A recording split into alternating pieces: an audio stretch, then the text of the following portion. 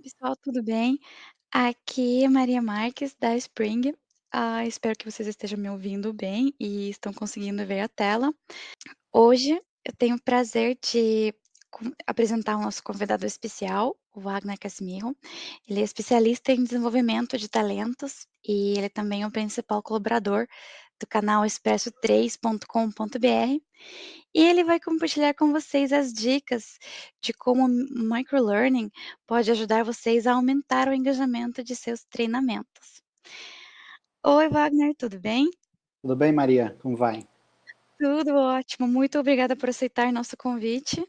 Eu que agradeço a lembrança. Eu passo a palavra para você, se puder compartilhar sua tela, compartilhar seu vídeo, né, só para Legal. Antes só dar outra pessoa. boas-vindas para o pessoal. Maria, obrigado pelo convite, a Spring também. A todo mundo que está presente, eu sei que não é fácil parar no meio da tarde assim para participar do webinar, mas esse é um investimento que a gente faz para o nosso autodesenvolvimento, para a gente poder aprimorar as nossas entregas nas organizações e também contribuir com a nossa empregabilidade no mercado. E a proposta aqui, então, é falar um pouco sobre microlearning ou microlearning, né? Aí depende um pouco da variação. No Brasil, a gente acaba no dia a dia falando microlearning, mas quando a gente vai para É, fora, a gente eu tem fui que mais. ajustar para microlearning, senão as pessoas não entendem. Mas aqui eu vou usar microlearning mesmo por conta do nosso portuguesamento e deixar esse assunto mais informal, até porque quando a gente fala de microlearning, a proposta é a simplicidade, ou seja, a gente cada vez mais parar de fazer aquele circo enorme, de fazer grandes e estruturas complexas demais e poder fazer a aprendizagem chegar na hora e no momento mais adequado, colocando ali uma lógica de suporte ao desempenho ou mesmo contribuindo por uma ação formal de aprendizagem, né? Então, a estratégia do engajamento para fazer as capacitações terem êxito e o treinamento, hoje cada vez mais tem adotado o microlearning. Estratégias de engajamento para emplacar o microlearning. Vamos lá? Bem, só Obrigada, Wagner, complementando a obrigada pelo apresentação, eu conteúdo. tenho mais de 16 anos ali atuando em educação corporativa, construí diversas universidades corporativas, estruturei trilhas e jornadas de aprendizagem e coloquei no canal Expresso 3 esse conhecimento, seja lá com microconteúdos de aprendizagem, quanto também com microentrevistas com diretores de recursos humanos, gerentes de educação corporativa, especialistas nacionais e estrangeiros de aprendizagem. E então lá vocês vão poder se aventurar, descobrir bastante coisa. Eu sei que até pelo público e audiência da Spring, provavelmente a gente deve ter muitos designers de aprendizagem, e lá a gente tem uma sessão específica que cá entre nós é a minha preferida, que eu mais gosto de falar e de alimentar. Eu também dou aula em pós-graduação no tema de educação corporativa, educação continuada, modelo 70-20-10, tanto na pós-graduação do Einstein quanto em alguns cursos pontuais da FIA, e tenho atuado aí amplamente na disseminação do conhecimento. Ajudei a contribuir na disseminação do modelo 70-20-10 no Brasil, e mais recentemente meu desafio atual é criar uma organização que vai contribuir com o engajamento dos líderes no seu processo de autodesenvolvimento. Bem, eu já vou começar com a conclusão, sabe? Porque a gente tem aí nesses primeiros minutos um foco maior de atenção. Eu acho que é até importante a gente sacar isso quando a gente está falando de microlearning. E o que eu quero falar aqui é uma coisa que eu vou explicar e vou justificar ao longo da apresentação. Ou seja, aprender um pouco sempre é mais impactante do que aprender muito de vez em quando. Fiquem com essa frase na cabeça e ao final a gente vai checar se eu consegui argumentar positivamente, se vocês concordam. E aí meu embasamento é bastante simples. Eu vou falar que mais é menos, que menos é mais, e vou trazer diversos exemplos da prática para a gente poder, então, verificar como o microlearning pode, então, fazer parte dessa experiência de aprendizagem e aderir melhor ao dia a dia das pessoas no trabalho. Vamos lá, começando com esse elemento de que mais é menos. Bem, isso daqui é muito mais meu lado acadêmico falando, mas acho que é importante citar que o Brinkerhoff fez um estudo e ele apontou que quando as pessoas investem somente no treinamento isolado, ou seja, naquele momento da capacitação, a gente tem 85% das pessoas fracassando na mudança comportamental. Ou seja, se você estava desenvolvendo a liderança positiva, ela não vai acontecer. Se você estava desenvolvendo novas técnicas de negociação, isso não vai acontecer. Enfim, quando a gente aposta, então, numa modalidade, as coisas não acontecem. Agora, quando a gente distribui essa atenção, inclusive, essa pesquisa também é citada no livro das 6 disciplinas, que eu acredito que muitos de vocês devem ter lido o livro, e aí quando a gente distribui isso no pré e no pós-evento de aprendizagem, as chances mudam drasticamente, ou seja, sai de 85% de fracasso para 95% de sucesso na mudança comportamental. E basicamente, essa vem a primeira lição, ou seja, os 85% do fracasso, eles estão muito associados a esse, o quê? A essa leve impressão que a gente tem que vai só no momento da aprendizagem, onde teoricamente é o nosso escopo de atuação. Mas quando passa desse momento e a gente acha que a missão está cumprida, é que começa o verdadeiro desafio. E quando a gente trabalha com uma alta concentração de conteúdo, o que a gente também chama de overload de informação, a capacidade de retenção da pessoa é extremamente prejudicada, e o que a gente tem é uma coisa que se chama curva de esquecimento de Biggles, ou seja, que a gente vai rapidamente esquecendo essa informação, sobretudo se ela não é colocada em prática. Só a título de exemplo, após o término dessa live aqui, provavelmente depois de meia hora, vocês já vão ter perdido mais de 50% da informação que foi trabalhada aqui. Quando vocês acordarem amanhã, vocês já vão ter menos de 1/4 da informação e ao final do mês, provavelmente, algo em torno de 90% vocês já vão ter esquecido e se virar um mês, você nem vai lembrar o meu nome, o que você fez hoje. Enfim, a gente é uma máquina de aprender, mas a gente também é uma máquina de esquecer. E aqui o pulo do gato para transformar informação em conhecimento, conhecimento em competência, para atingir o grau de proficiência esperada, é realmente investindo no suporte da transferência e aprendizagem e também na sustentação dessa aprendizagem. Ou seja, para que, mais do que a pessoa ocupar a posição na cadeira, ela possa, então, continuar se desenvolvendo, até porque hoje a gente tem a lógica do lifelong learning, em que as pessoas, então, estão constantemente amolando, afiando as suas competências. Então, a gente redesenha essa experiência de aprendizagem para que esse momento da capacitação, ela seja o quê? Diluída em menores, em uma carga horária menor, para obviamente caber na agenda da pessoa.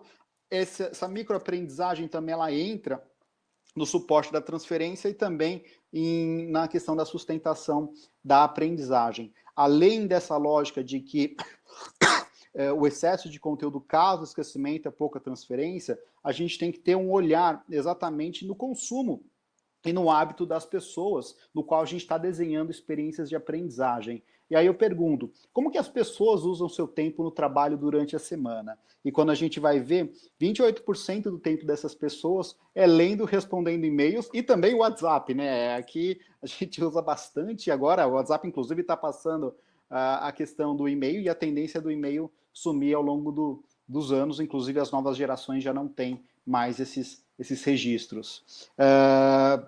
19% buscando e coletando informações, 14% interagindo, colaborando na organização com os nossos pares, 39% desempenhando suas atividades específicas no trabalho, e olha essa faixinha branca que vai ficar amarela agora. Somente menos de 1%, ou seja, menos de 24 minutos por semana, a que a pessoa se dedica às ações de treinamento e desenvolvimento. Lembrando que métricas e pesquisas da ETD indicam que a média das organizações, das horas por colaborador em capacitação gira em torno de 40 horas. É um número que flutua entre 36 e 44, mas geralmente o número de 40 é uma referência bacana para a gente estar na cabeça. E no Brasil, quando a gente pega, a gente está bem aquém desse número. A média flutua ali entre 15 e 19 horas, segundo a pesquisa do panorama do treinamento do Brasil, ou seja, a gente tem metade desse tempo aplicado, e aí a gente percebe que as pessoas têm essa desculpa, né, de aplicar a falta de tempo para ela fugir. E a gente sabe muito bem que essa falta de tempo é o que vai deixar essa pessoa não tão atualizada, não tão com as melhores ferramentas, ou seja, ela vai ter uma performance pior.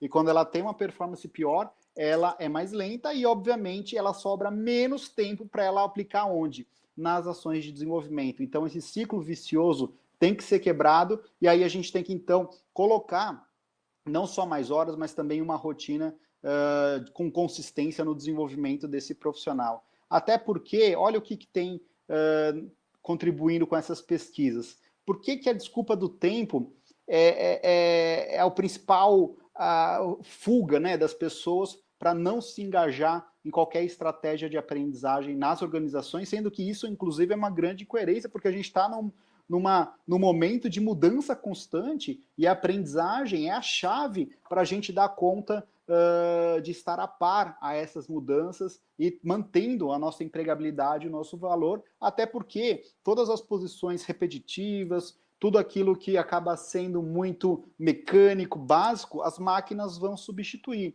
Então a gente tem que fazer os processos de upskilling, de reskilling nas organizações exatamente para direcionar essa mão de obra para aspectos mais úteis no trabalho. Mas quando a gente pergunta por que as pessoas não têm tempo para o seu desenvolvimento, a gente vê aqui que elas estão sobrecarregadas. Se a gente pega na pesquisa da Deloitte como que era o consumo de horas dessas pessoas, elas estão extremamente sobrecarregadas. Sobretudo agora, nos anos 2020, né, com a pandemia, a gente teve um processo de demissão muito grande. E quem ficou com seu posto ativo na organização teve que trabalhar o dobro, o triplo, e eu imagino que todos vocês tiveram que passar por esse momento nas organizações, se é que vocês não foram essas pessoas que foram desligadas. Além de sobrecarregadas, essas pessoas estão mais distraídas, ou seja, se a gente pegar ali o acompanhamento de quanto tempo eu dei login no celular, isso é uma curiosidade, mas a média das pessoas vai chegar a 150 vezes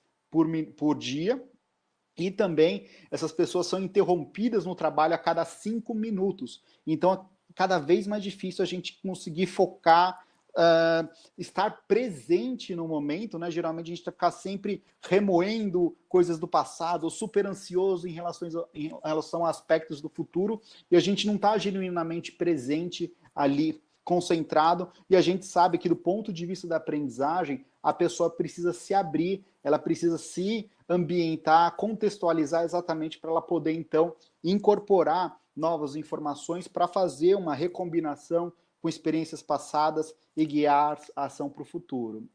E também essas pessoas estão impacientes, ou seja, a gente pega para uma pessoa entrar e sair de uma página e julgar se ela é apropriada ou não, são de 4 a 5 segundos, ou seja, as pessoas julgam extremamente rápidas, e quando a gente pega um vídeo, por exemplo, no YouTube, a pessoa nem dá play se ela passa de 4 minutos. Inclusive, é uma recomendação que a gente não ultrapasse o tempo de 3 minutos, né? Que, inclusive, muitas pessoas falam que é uma regra de ouro da gente ter uma lógica de microconteúdo de até 3 minutos. Eu sou de uma abordagem bastante que fere essas regras universais, até porque o relacionamento da pessoa com a fonte de informação, o interesse dela no conteúdo, o envolvimento e o momento que ela está, vai determinar se isso pode ser mais ou menos. Por exemplo, num contexto organizacional onde você tem, por exemplo, conteúdos de compliance,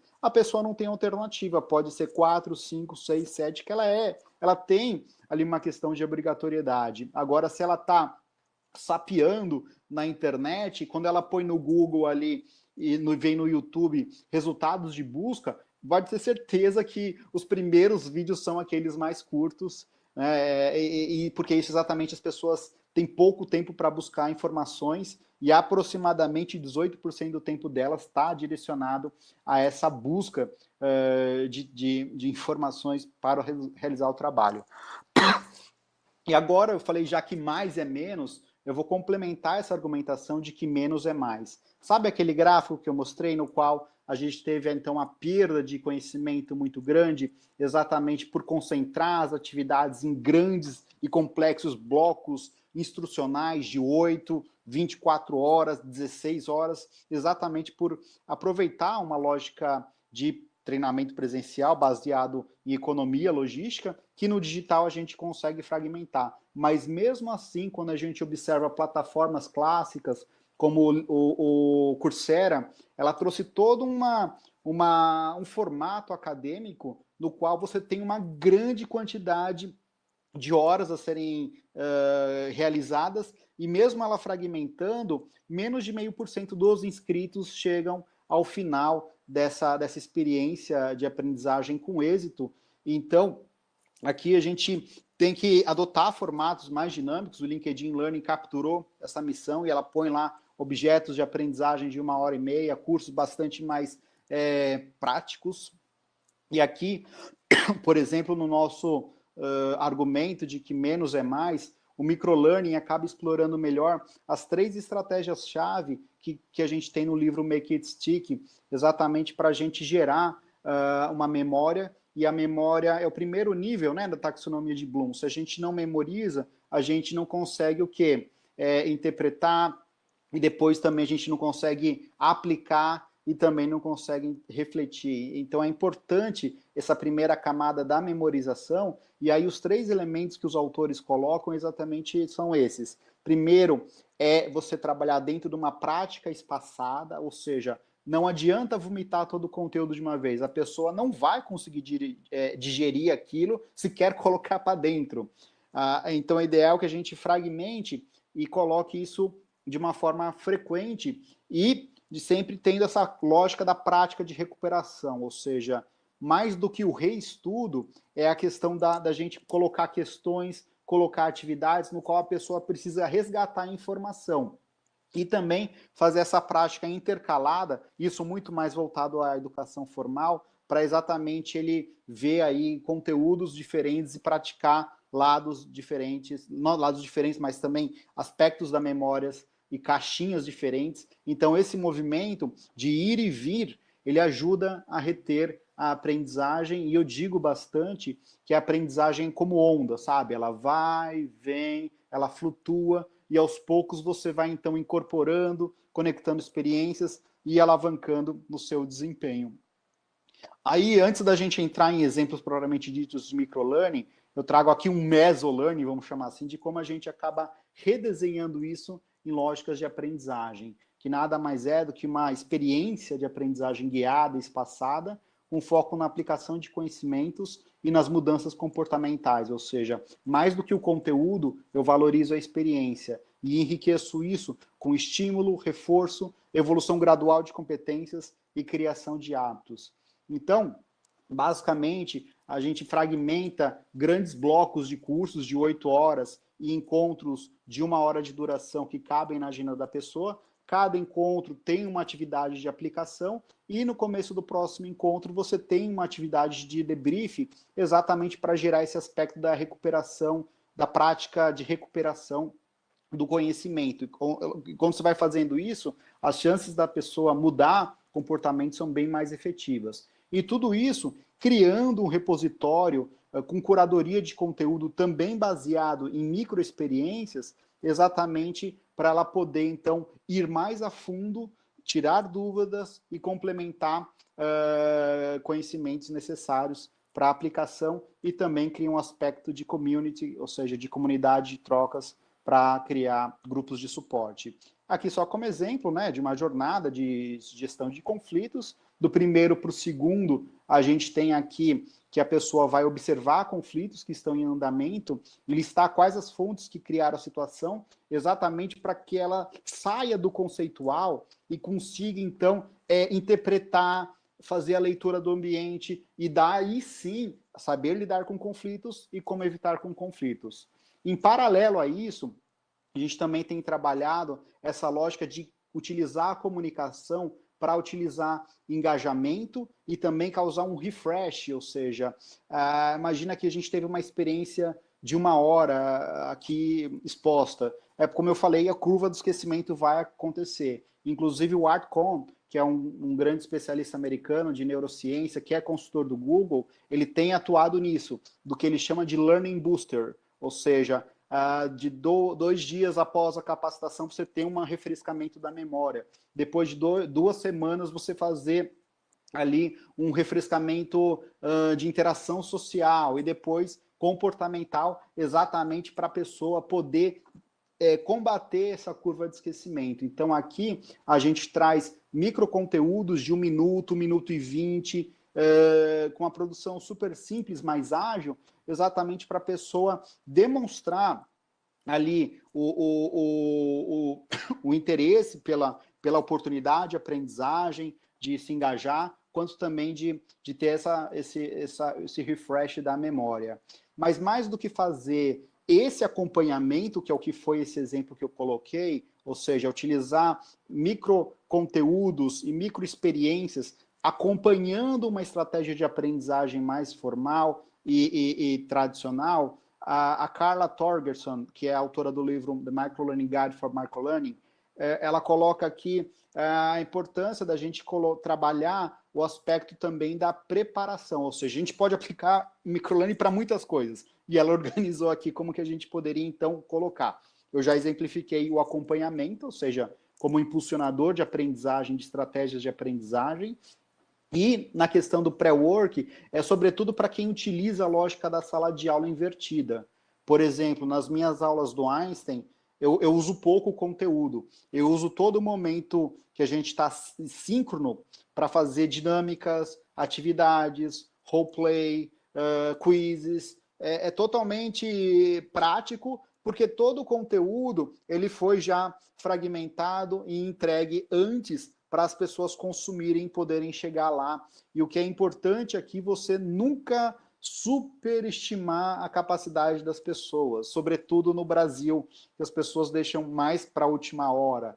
Então, delineie que, no máximo, essas atividades de preparação não vão consumir mais do que 10 minutos do tempo da pessoa, porque senão realmente vai dificultar com que ela realize esse pré-work e estraga toda a estratégia instrucional que você vai ter ao vivo. Na questão do suporte, vamos primeiro do por si só. Então, você pode utilizar o microlearning como um formato de curta duração, que vai, então, entregar um objeto de aprendizagem bastante específico, né? E, geralmente, a gente pode utilizar aqui tanto infográficos, microtextos, como, sobretudo, que tem sido hoje mais utilizado a questão dos vídeos, pode ser infográfico, ou pode ser também essa questão de motion graphics, né? Desculpa, o infográfico está muito mais ligado para imagens, mas de motion graphics, mas também entrevistas, depoimentos, coisas super rápidas, que o importante é que a gente não perder o time e a oportunidade para essa informação chegar lá. A gente também tem, dentro de plataformas mobile, lógicas gamificadas, onde você também consegue organizar melhor essas gotas de aprendizagem exatamente para fluir bem numa dinâmica mobile.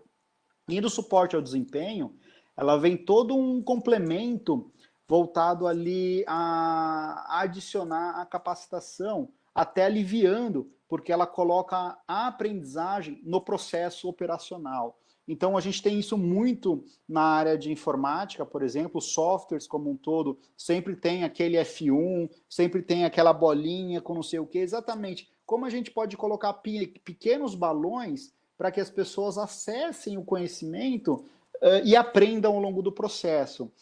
No McDonald's, eu tive a oportunidade de conhecer o processo de aprendizagem deles, e como você tem no varejo um turnover de 100%, mais de 100% ao longo do ano, é difícil das pessoas emplacarem do treinamento direto para o posto de trabalho com total performance, até porque o McDonald's ele se destaca pela competência da excelência operacional. Então, você tem espécie de QR codes nas máquinas e nos processos, e você tem um tablet disponível em cada loja, onde a pessoa que está assumindo, por exemplo, a posição para fritar a batata frita e ela não sabe fazer o setup da máquina, ela pega o iPad, projeta ali o QR Code e num vídeo de de menos de 3 minutos, ela já tem toda a capacitação de como opera uma fritadeira. Então, o suporte ao desempenho, para mim, ele é muito mais relevante do que a própria capacitação para skills, não para comportamentos e, às vezes, mesmo para conhecimento muito mais singelos e específicos, e não aqueles que são de grande envergadura, que demoram anos para ser desenvolvido. Então, coisas pontuais, skills funcionais, a gente acaba usando muito esse suporte. E aí, o que é importante a gente ter um microlearning na nosso radar em termos de desenvolvimento, porque se a gente fosse criar uma árvore de tecnologias e de abordagem, ela é um caminho-chave para você chegar na aprendizagem adaptativa, que é exatamente lógicas de se trabalhar com a avaliação que identifica a tua lacuna e que te entrega o teu objeto de aprendizagem para economizar seu tempo. E isso funciona super bem em contextos onde a educação você tem um foco muito bem delimitado e o escopo ali não muda. Então, você pega, por exemplo, na educação formal, a preparação do Enem, então você tem um geek lá que faz essa preparação, então ela faz baterias de testes, entende as suas lacunas e te propõe uma nova rota de conteúdos de aprendizagem no qual você precisa fazer para aprimorar a tua nota final. Então, isso funciona para coisas delimitadas e que não mudam, mas para coisas que estão mudando todo dia, aí realmente a aprendizagem adaptativa ela tem ali uma restrição, porque ela funciona primeiro pela avaliação e depois pela resposta. E aí a gente tem toda essa questão da acentuação do uso do mobile para aprendizagem e também tecnologias novas como chatbots na aprendizagem.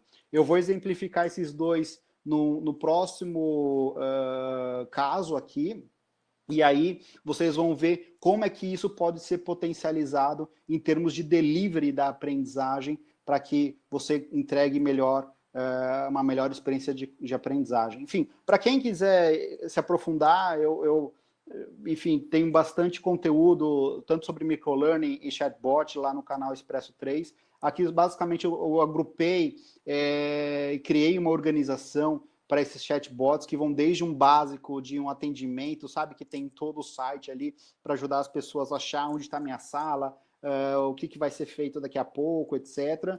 O bot curador, que pela vastidão do conteúdo, ele te ajuda a encontrar a informação em plataformas, e isso é bacana, quando você tem muita coisa no teu LMS, LXP, isso ajuda.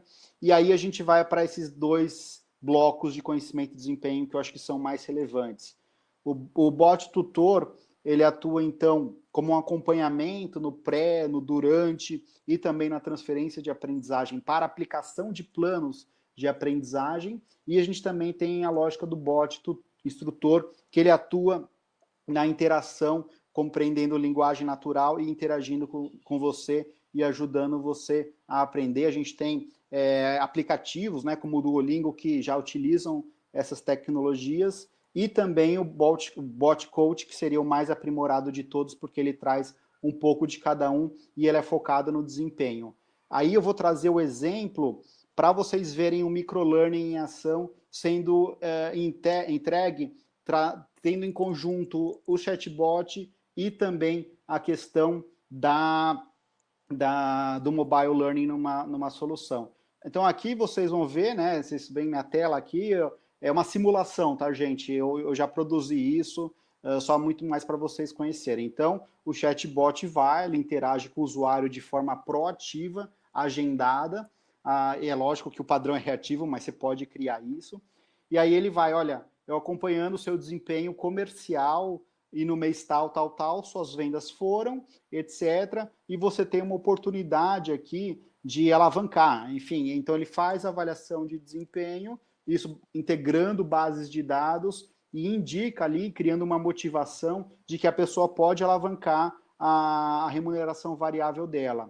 Aí, o próprio robô, ele identifica isso numa lógica de inteligência artificial e busca dentro do repositório quais são as pílulas de conhecimento que poderiam contribuir para esse profissional, e aí no caso era uma questão de atendimento, ele sinalou um microconteúdo de gentileza, gera gentileza, né? A pessoa assiste, e aí continua essa interatividade com o robô, e aí ela pode ainda conectar pessoas, ou seja, dentro de uma estratégia 70-20-10, eu diria que o objeto seria o 10, essa conexão com outros especialistas seria o 20, e na sua essência do todo é o 70, porque a pessoa está no próprio trabalho acessando esses mecanismos e ele tem um suporte ao desempenho.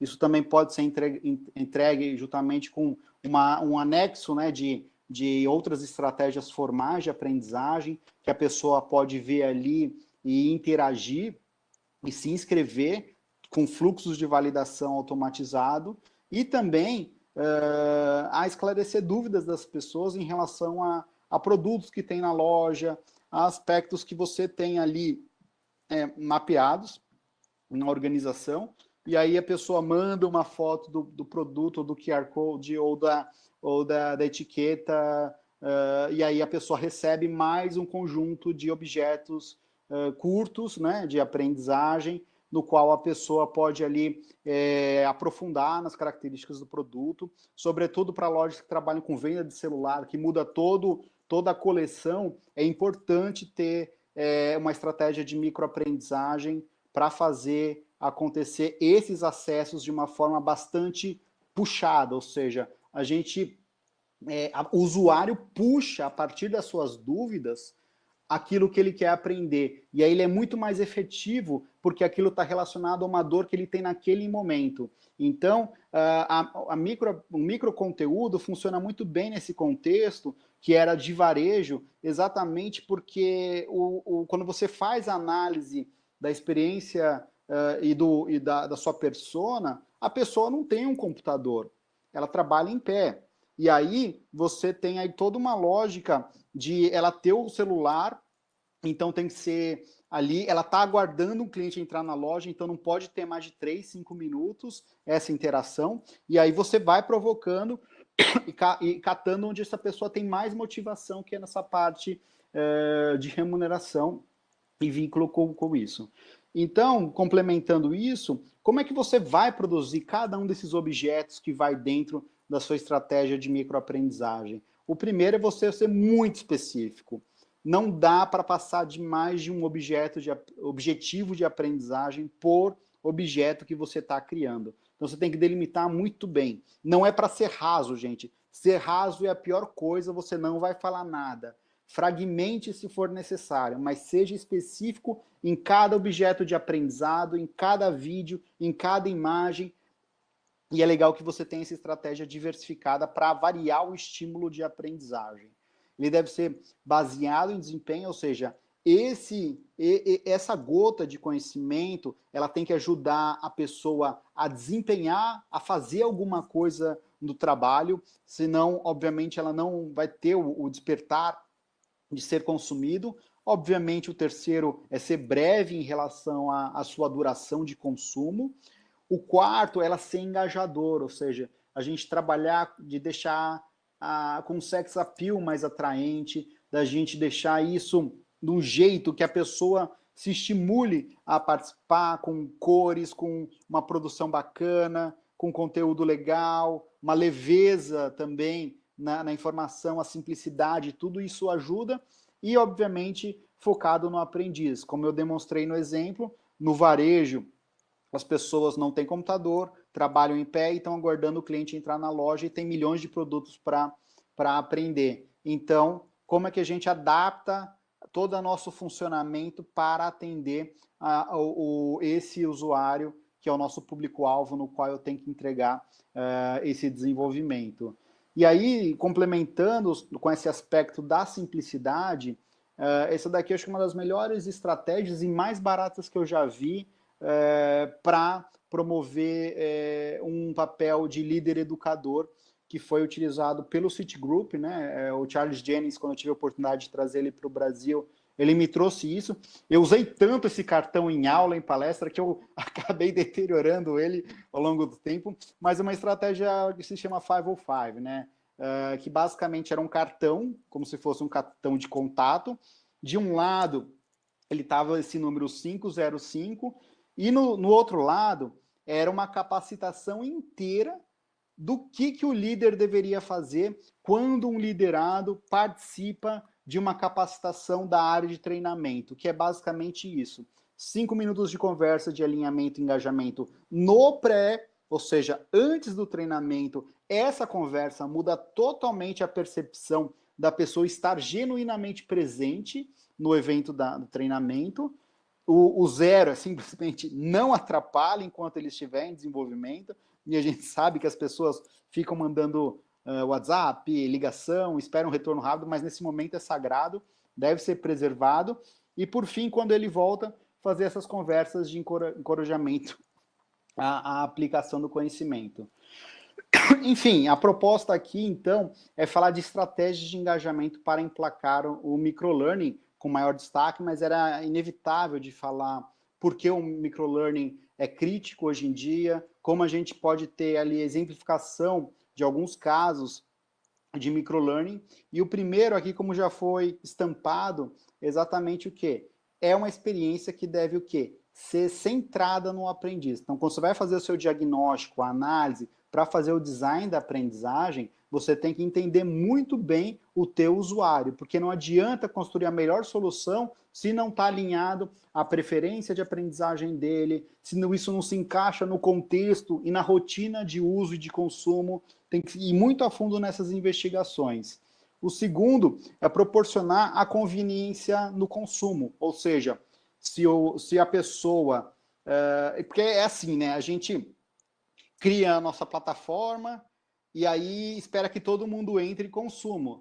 E no microlearning é um pouco diferente. O conteúdo, geralmente, ele vai até a pessoa.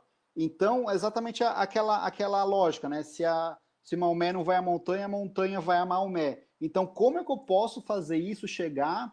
Porque a pessoa, depois de um certo tempo, ela para de acessar, porque ela está tão focada ali na entrega, e o microconteúdo é uma das formas que a gente consegue romper essa barreira e fazer parte da vida dessa pessoa. E aí, quando a gente usa, por exemplo, ou uma newsletter, ou uma estratégia de conexão via WhatsApp, etc., é importante que a gente tenha consistência nessa comunicação. Ou seja, não adianta eu mandar 1 milhão de coisas numa semana e na outra eu mandar zero. Sabe? Isso é a pior coisa, porque a comunicação, para ela ser percebida, para ela ser valorizada, ela precisa estar ali de uma forma bastante disciplinada, chegando no usuário, e daí ele vai entender e vai, obviamente, capturar. E aqui a gente fala que isso dá para também ter todo um alinhamento com métricas, porque a partir do momento que você cria isso, agora tecnologicamente falando, né, dentro de uma lógica de XAPI, você basicamente consegue mapear todo o consumo desses objetos de aprendizagem e entender melhor os dados, as estatísticas, as condições de acesso, e aí você pode, então, direcionar isso de uma forma cada vez mais personalizada, ou seja, utilizando elementos de inteligência artificial, de mais chique, até aquela mais básica de inferências e coisas que estão dando certo, teste ABs, etc. E, obviamente, direcionar o conteúdo certo para a pessoa certa, mas também tendo esse mapeamento por objetos que são ali rastreáveis enquanto informação. E aí, para você ter, obviamente, a conveniência no consumo e a consistência na comunicação, a gente precisa ter a cadência na produção. A cadência na produção é onde boa parte das pessoas falham, sabe? Eu vou demorar 3 meses para construir um objeto de aprendizagem. Cara, não dá. Isso não funciona no microlearning. Isso funciona para você criar um SCORM de 1h30, 2 horas. Agora, para fazer o microlearning, tem que fazer assim, da noite para o dia. Pega o celular, grava, edita no Canva, coloca no ar, faz rapidamente, porque o custo e a velocidade contam bastante. Então você tem que entender quais são esses padrões exatamente para fazer a produção acontecer e, obviamente, mantendo todo o aspecto de ser cativante no conteúdo. Se você tiver esses 5 elementos, provavelmente sua estratégia para utilizar o microlearning vai funcionar muito bem. E aqui, depois, até por questões de tempo, aqui eu não vou me aprofundar, mas eu tenho dicas de uma entrevista com o COO da Via Varejo na época, que ele compartilhou algumas dicas de como eles utilizavam o microlearning na organização. Então, o que eu destaco aqui, que eu não citei ainda, é o uso de imagens mais lúdicas, ou seja, assim como no Instagram, no Facebook, emplaca muito mais imagem do que texto. Então, vamos explorar mais essa mídia e criando uma variedade de estímulos. A gente também tem que utilizar isso como quase que um novelo de fios. Então, a pessoa puxa uma coisa, vai vindo outra, e vai ver, ele fez quase 1 hora de conteúdo ali, e isso é super bacana. Adotar a linguagem para que ela fique perene ao longo do tempo, ok? Tirar a questão do datado, exatamente para a gente poder reaproveitar os objetos de aprendizagem e periodicamente fazer revisões, porque senão a gente vai estar circulando microconteúdos de aprendizagem que já estão expirados em termos de validade. E, por fim, não é só o formato, tá, gente? A gente precisa criar todo o engajamento dos stakeholders, tanto que detêm um conhecimento, quanto aqueles que estão com dor lá na ponta, exatamente para fazer esse fluxo acontecer. E antes de passar para as perguntas, se alguém quiser seguir o canal do Expresso 3, esse é o endereço, né, o expresso3.com.br/siga, e aqui estão os meus contatos para caso alguém queira continuar, enviar uma pergunta, enfim, fico à disposição para continuar essa conversa.